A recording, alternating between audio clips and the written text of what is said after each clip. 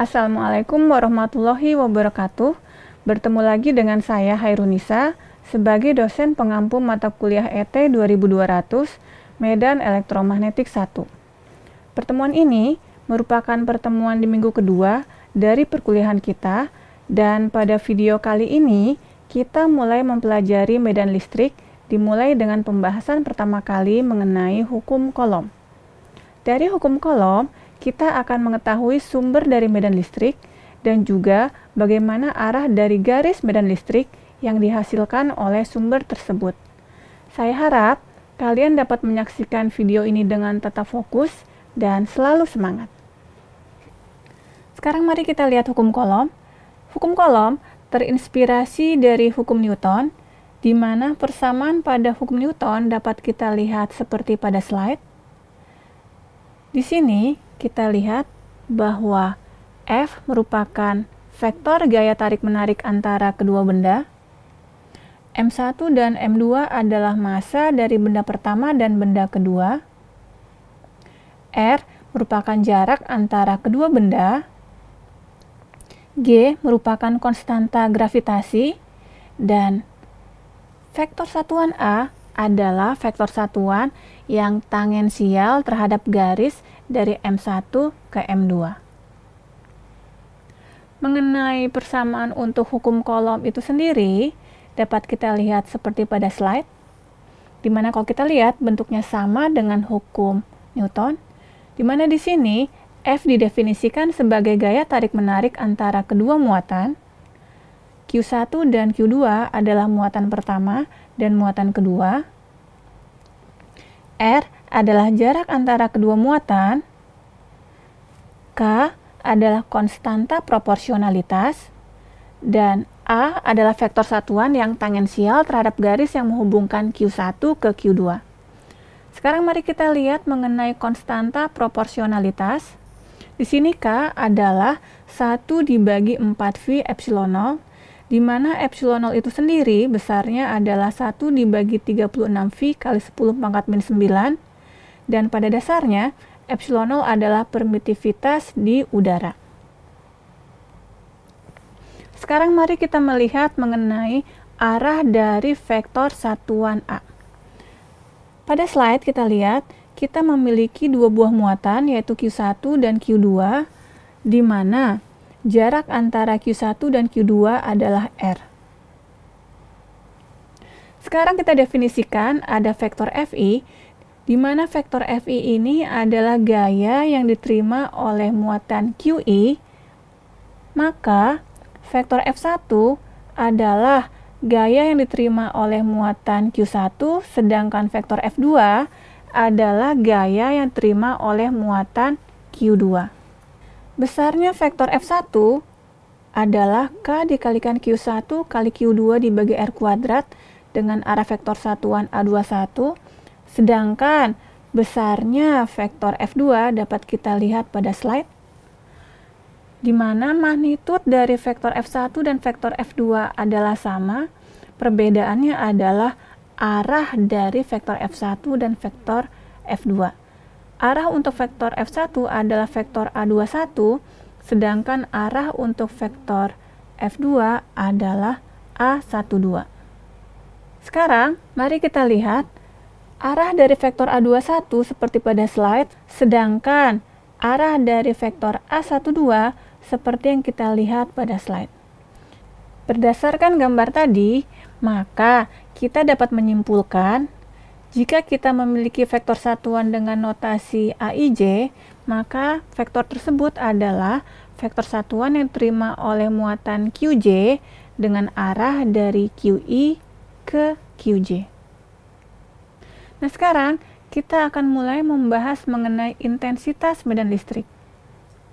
Jika kita memiliki vektor F2, yaitu gaya yang diterima oleh muatan Q2 dengan persamaan yang dapat kita lihat pada slide, jika notasi Q2 kita ganti dengan Q kecil, maka vektor F2 rumusnya berubah menjadi seperti yang kita lihat pada slide. Sekarang kita akan mendefinisikan arti dari intensitas medan listrik. Intensitas medan listrik yang diterima oleh Q2 sama dengan F2 dibagi dengan muatan dia sendiri, dengan kata lain F2 dibagi dengan Q, sehingga intensitas medan listrik yang ada di muatan Q2 atau di muatan Q kecil persamaannya seperti yang kita lihat pada slide. Dari sini, kembali saya definisikan lagi bahwa intensitas medan listrik pada suatu muatan adalah gaya yang diterima oleh muatan tersebut dibagi oleh muatan itu sendiri. Sekarang mari kita lihat, jika kita memiliki sebuah muatan Q, dan saya juga memiliki muatan Q1, di mana jarak antara Q ke Q1 adalah R, maka gaya yang diterima oleh muatan Q1 yaitu FQ1 sama dengan K dikalikan Q dikalikan Q1 dibagi R kuadrat dengan arah seperti yang kita lihat pada slide, sehingga intensitas medan listrik yang diterima oleh muatan Q1 persamaannya seperti yang kita lihat pada slide. Jika saya memiliki muatan Q2, maka gaya yang diterima oleh muatan Q2 dapat kita lihat pada slide. Dengan besarnya intensitas medan listrik pada Q2 adalah seperti pada slide. Jika saya memiliki muatan Q3, maka gaya yang diterima oleh Q3 dapat kita lihat pada slide dengan intensitas medan listrik pada Q3 seperti yang kita lihat pada slide. Dan jika saya juga memiliki muatan Q4 sampai Q7, maka besarnya intensitas medan listrik yang diterima oleh Q1, Q2, sampai Q7 bisa kita lihat semuanya dalam slide. Sehingga bisa kita simpulkan bahwa intensitas medan listrik di suatu titik sama dengan K dikalikan Q dibagi R kuadrat dengan arah vektor satuan adalah vektor AR, di mana Q di sini adalah Q yang menyebabkan terjadinya medan listrik. Dan sekarang mari kita perhatikan vektor satuan AR, di mana vektor satuan AR ini adalah vektor yang mengarah radial keluar. Dengan kata lain, jika kita memiliki satu buah muatan titik, maka muatan itu tersebut akan memancarkan intensitas medan listrik ke segala arah. Nah sekarang, misalkan saya memiliki titik P, di sekeliling titik P terdapat muatan Q1 dengan jarak ke titik P R1, muatan Q2, Q3, dan Qn, di mana gaya yang diterima oleh titik P karena ada muatan Q1 saya sebut dengan arah vektor satuan AR1. Untuk gaya yang diterima karena ada Q2, Q3, Qn, arah vektor satuannya bisa dilihat seperti pada gambar. Maka sekarang, berapa besarnya intensitas medan listrik total yang diterima oleh titik P?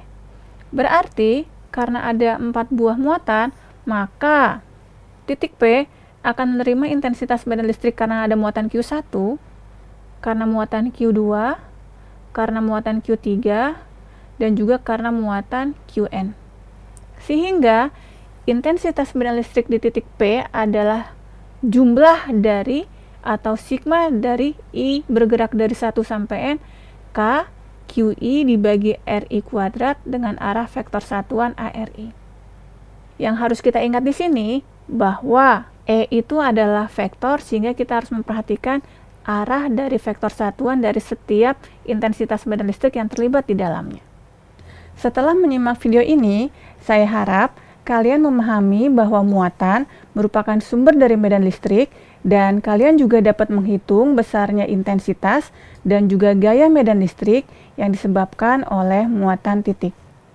Untuk video berikutnya, kita akan mempelajari cara menghitung besarnya intensitas medan listrik yang disebabkan oleh muatan yang terdistribusi. Hal ini merupakan materi yang sangat menarik. Saya harap kalian tetap semangat untuk melihat video-video pembelajaran selanjutnya. Terima kasih dan sampai jumpa.